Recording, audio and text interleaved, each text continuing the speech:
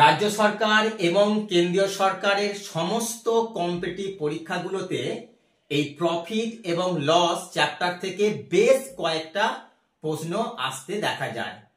অনেক সময় দেখা গেছে এই চ্যাপ্টার থেকে 4 থেকে 5টা প্রশ্ন আসতে দেখা যায়। তোমরা যারা বিভিন্ন ধরনের কম্পিটিটিভ পরীক্ষাগুলো দিতে চলেছো বা যারা এই পরীক্ষাগুলো দেবে বলে ভাবছো তাদের জন্য আজকের এই ক্লাসটা। তো চলো আমরা ক্লাসটা এখন শুরু করি। একটি জিনিসের ক্রয় মূল্য 80 টাকা। জিনিসটি 120 টাকায় বিক্রি করলে শতকরা কত লাভ হবে? জিনিসের ক্রয় মূল্য বা কেনা দাম 80 টাকা। জিনিসটি বিক্রি করছে অর্থাৎ সেলিং প্রাইস কত? সেলিং প্রাইস হচ্ছে 120 টাকা। কেনা দাম যদি 80 টাকা হয় আর বিক্রি দাম যদি 120 হয় তাহলে কি? তাহলে লাভ হচ্ছে কত টাকা? লাভ হচ্ছে দেখো 40 টাকা লাভ হচ্ছে। এই যে লাভ, এই লাভটা সবসময় কার উপরে হয় না? সবসময় কেনা দামের ওপর হয়, মানে কস্ট প্রাইসের ওপর হয়। কস্ট প্রাইস কত? 80 টাকা। 80 টাকার উপর লাভ হচ্ছে 40 টাকা। শতকরা লাভ মানে কি? শতকরা লাভ মানে 100 টাকার উপর কত টাকা লাভ। যদি 80 টাকার উপর লাভ 40 টাকা হয় তাহলে 1 টাকার উপর কত লাভ হবে? 40/80। আর 100 টাকার উপর লাভ হবে 40/80 গুণ 100 বা 100।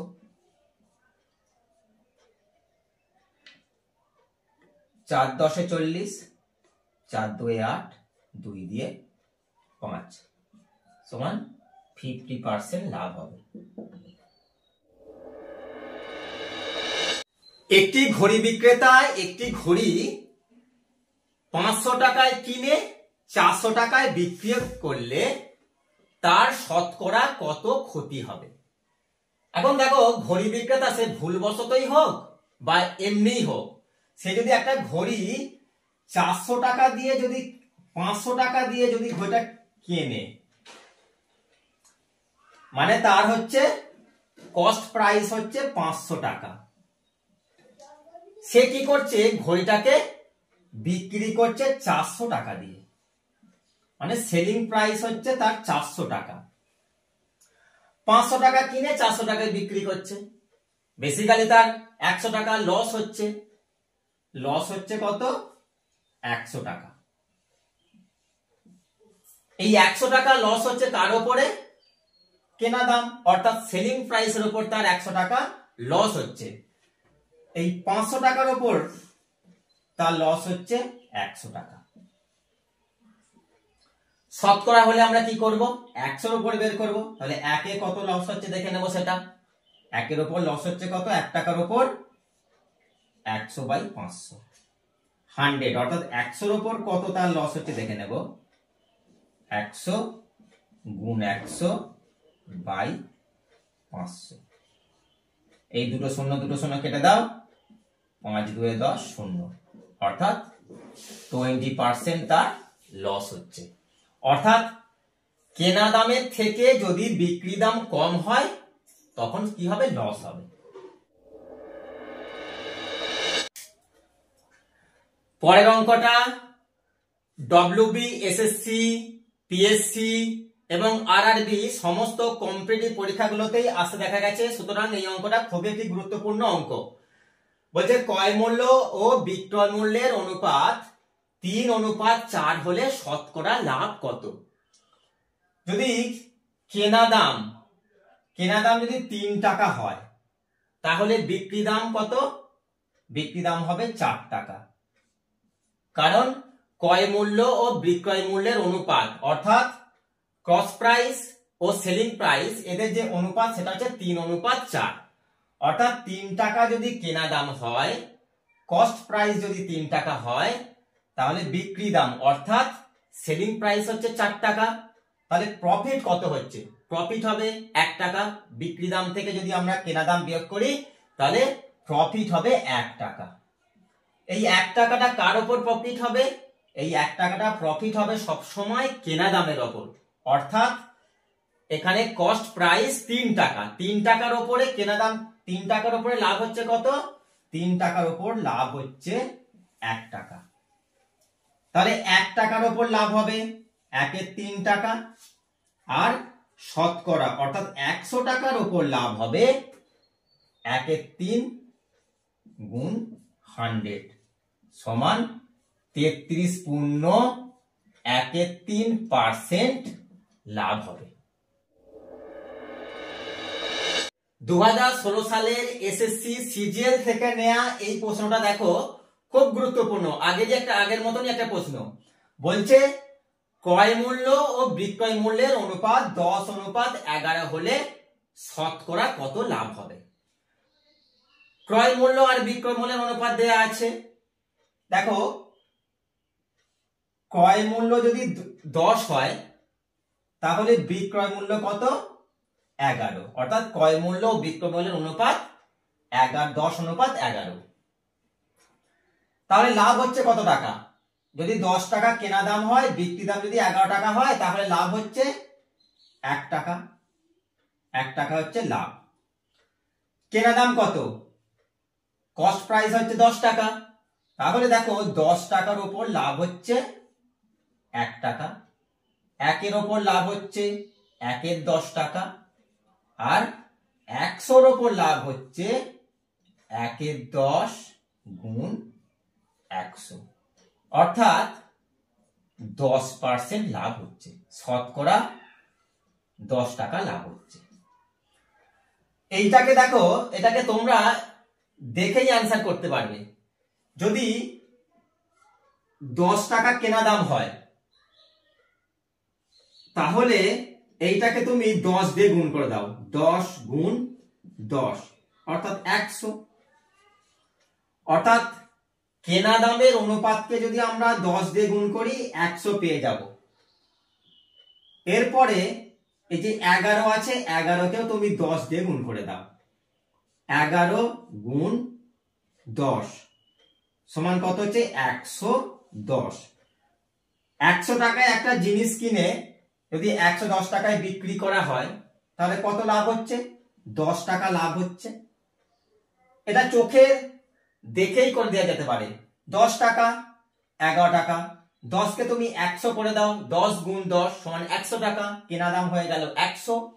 আর 11 এটা বিক্রি দাম, একেও তুমি 10 দিয়ে গুণ করো, অর্থাৎ 10কে যে সংখ্যা দিয়ে গুণ করবে 11কেও সেই সংখ্যা দিয়ে গুণ করতে হবে, তবে দুদিকের ব্যালেন্সটা ঠিক থাকবে।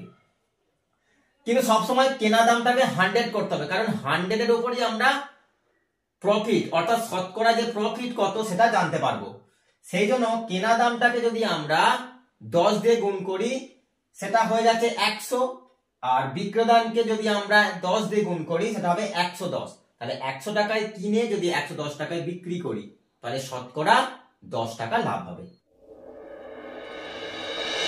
এই কোশ্চেনটা 2008 এবং 2016 সালের আরআরবি থেকে নেয়া। বলছে, একজন ভদ্রলোক একটি রেডিও 800 টাকায় ক্রয় করে এবং 400 টাকা খরচ করে 1500 টাকায় বিক্রয় করলে তার শতকরা কত লাভ হবে? রেডিও, সে যে ভদ্রলোক সে কি করেছে? 800 টাকা দিয়ে একটা রেডিও কিনেছে।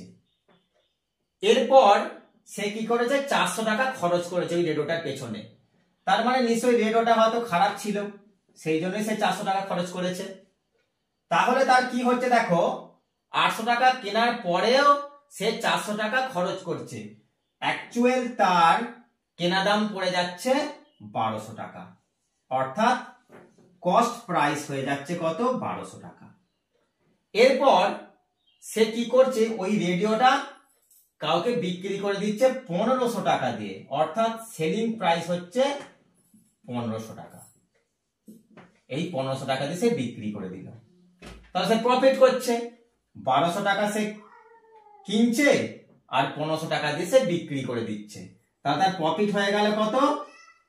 বিক্রি দাম থেকে যদি আমরা কেনা দাম বিয়োগ করি তাহলে সেটা হবে তার প্রফিট। তাহলে কত প্রফিট হচ্ছে? 300 টাকা প্রফিট হচ্ছে। এই 300 টাকাটা কার ওপর প্রফিট হচ্ছে? এই 1200 টাকার ওপর। 1200 টাকার ওপর প্রফিট যদি 300 টাকা হয়, আমরা দেখব 100 টাকার ওপর কত প্রফিট হয়। এই 300 টাকাটা প্রফিট হচ্ছে 1200 টাকার উপর। তাহলে শতকরা কত তার লাভ হচ্ছে দেখো, এই শূন্য কাটা, 3 4 12, 4 25 100, অর্থাৎ 25% ওই ভদ্রলোক লাভ করছে। একজন বই বিক্রেতা 225 টাকায় একটি বই বিক্রি করে 25% লাভ করেছে, তাহলে ওই বইটির কেনা দাম কত? দোকানদার কি করেছে? 225 টাকা দিয়ে একটা বই বিক্রি করেছে। এটা হচ্ছে দোকানদারের বিক্রি দাম, অর্থাৎ সেলিং প্রাইস। সে কত টাকা দিয়ে কিনেছে বইটাকে সেটা বের করতে হবে। এই 225 টাকা দিয়ে সে বিক্রি করে 25 টাকা লাভ করেছে, মানে 25% সে লাভ করেছে। সবসময় প্রফিট হয় কেনা দামের ওপর। যদি কেনা দাম বইটি যদি কেনা দাম 100 টাকা হয়, তাহলে সে প্রফিট করছে কত টাকা? না, প্রফিট করছে 25 টাকা। অর্থাৎ কেনা দাম যদি 100 হয়, সে লাভ করছে 25 টাকা। তখন বিক্রি দাম কত হতো? 125 টাকা। এটা হচ্ছে বিক্রি দাম। এই 125 টাকা সমানই তোমাকে বলছে 225 টাকা। 125 টাকা সমানই হচ্ছে 225। তাহলে 1 টাকা সমান কত? 225/125। আর সে কিনেছে 100 টাকা দিয়ে, তাহলে 100 টাকা সমান বের করব। 100 টাকা সমান 225/125 গুণ 100। 25 দিয়ে যদি এটাকে কাটা যায়, 4 25 100, 5 25 125, 5 দিয়ে 45, 4 45 180। তাহলে কি হলো? এই বইটির কেনা দাম, অর্থাৎ দোকানদার ওই বইটি 180 টাকা দিয়ে ক্রয় করেছিল।